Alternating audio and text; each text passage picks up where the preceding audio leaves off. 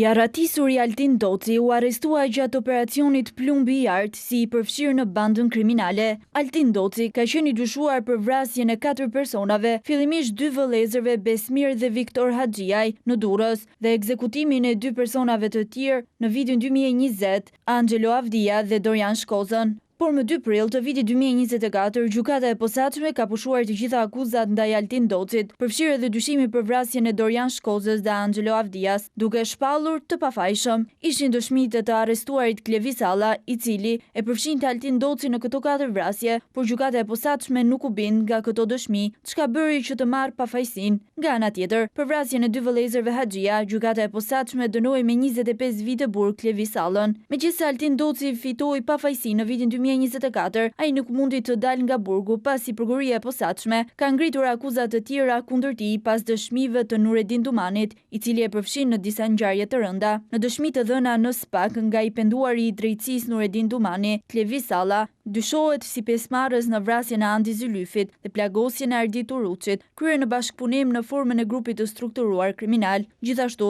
Doci mbahej në burg edhe për veprat penale, mbajtja pa leje dhe prodhimi i armëve, shpërthyese dhe i municionit, e kryer në bashkëpunim në formën e grupit të strukturuar kriminal, si dhe grupi strukturuar kriminal. Në një tjetër episod në shkurt të vitit 2025, i penduari i drejtësisë Nuredin Dumani ka rrëfyer para tokave të zeza disa nga krimet e kryera nga ai dhe banda e një tjetër të arrestuari nga SPAK, Erjon Alibejt. Dumani ka thënë se pas masakrës së Bradasheshit, ku mbeti i vrarë vëllai Erjon Alibejt, grupi kriminal do të merrte hak ndaj rivalëve dhe do të vriste në Elbasan kush t'i dilte përpara. Me porositë e Alibejt, ky i fundit ka akuzuar edhe Altin Docin se kishte qenë në grupin e ekzekutorëve, madje kishte tentuar t'i vriste vëllan, por ishte bllokuar arma.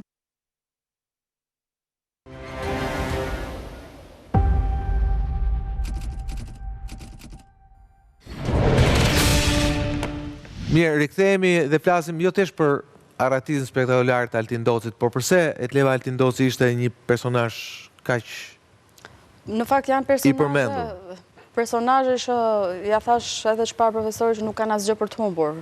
Që një njeri që rrezikon kaq shumë, se ai kishte të paktën 4 vrasje që SPAK thotë kemi të dokumentuara, përveç 4 të tjerave që u rrëzuan, për cilat ishte identifikuar nga një ish bashkëpunëtor drejtësie. Po është në 2 procese të ndryshme, për dosjen Plumbi i Artë akuzohet për një vrasje dhe një vrasje tjetër të mbetur në tentativë, ndërsa në dosjen tjetër të vitit 2024 akuzohet për 4 vrasje, për 3 vrasje dhe grabitjen e ndodhur në pistën e aeroportit të Rinasit. Edhe për një nga për ato të fundit?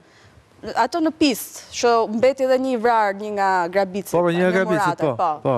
Për një tjetër grabitje të ndodhur në Fier në vitin 2018, që pati edhe një përplasje me punonjës e policisë dhe mbeti i vrarë një nga bashkëautorët e grabitjes. Më pas janë akuzat të tjera për armbajtje pa leje, për sigurim kushtesh, për të vrarë Erjon Alibej në 2 raste, për të vrarë Arjan Spahiun që ishte pjesë e klanit Alibej në një rast tjetër dhe shumë ngjarje të tjera. Megjithatë, historia e tij nuk ka nisur sepse çdo njeri i tillë që fuqizohet dhe kthehet në një personazh të tillë e ka një të shkuar që e nis me vepra më të lehta penale. Themi në Policinë e Tiranës ky njeri ishte nga viti 2010, ishte arrestuar në atës, dhe në fund pasaj kur u arrestua në vitin 2020, pas dëshmisë së ish të penduarit të drejtësisë Klevi Salla, i cili më pas e humbi statusin, duke qenë se rezultoi që kishte pasaktësi dhe nuk kishte thënë të vërtetën, që implikonte Altin Docin në 2 vrasje të 2 fishta, pra në vrasjen e 4 personave. Më pas doli në skenë edhe nga bisedat në platformën Sky, dhe nga dëshmitë e Nuredin Dumani dhe të Erjon Alibejt, që e implikonin që nga masakra e Bradasheshit me 3 të vrarë, një vrasje tjetër po në rrethinat e Elbasanit edhe ngjarje të tjera kriminale. Themi ky ishte në top 5, me sa po ndër 5 njerëzit më të rrezikshëm në Shqipëri duhet të qenë patjetër apo jo?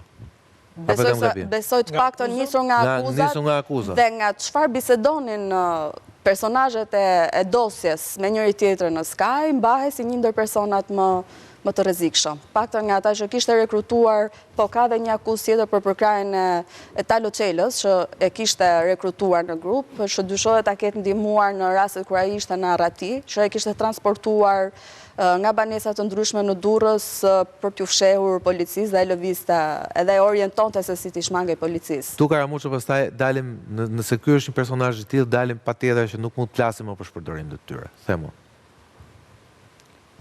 Unë ta përmenda që shende shpejt për të folë për shpërdorim, duke parë dinamikën se si do hetohet, çfarë ka kryer konkretisht policia burgjeve, ato që folën gjithë elementët.